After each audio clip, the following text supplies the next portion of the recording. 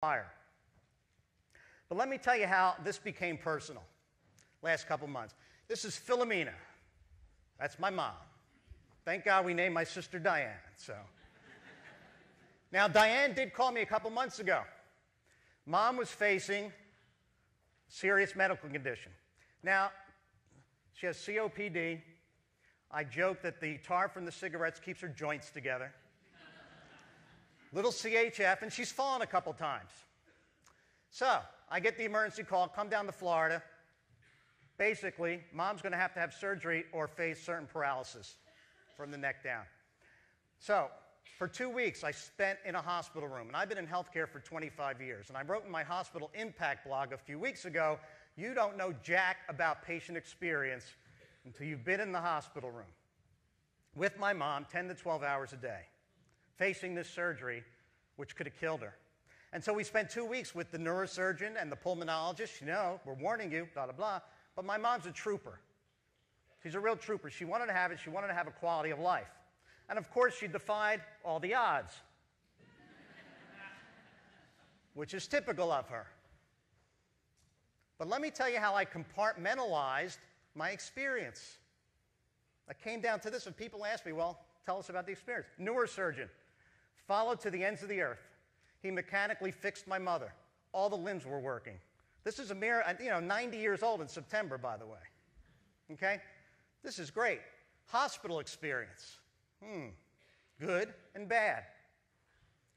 But there's one telling moment that unfortunately, and I'm educated, I still compartmentalized. My sister and I leave the room one time to, just a much-needed break. Somebody from finance comes in to collect my mother's Medicare copayment, as my mother is contemplating her death at this possible operation. Well, you know what? Hospital, no. Neurosurgeon, yes. And that's how I walked away from the experience. And I work in healthcare. So really, let's start taking a look at why we need a chief experience officer and maybe the role in healthcare. First of all, we're marketing something nobody wants, right? We don't issue the daily Groupon, buy one stent, get one free today at the Cleveland Clinic, right?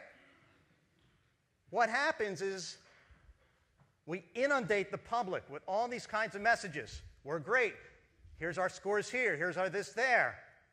At the same time, much to the, by the way, the disinterest of most of the public.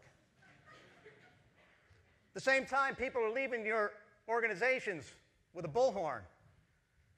And they're talking about the experience.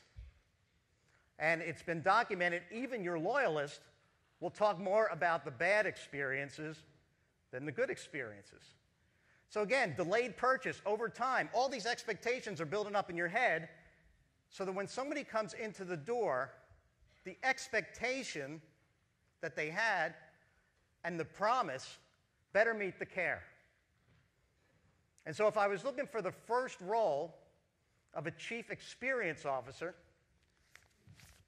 I would look at that.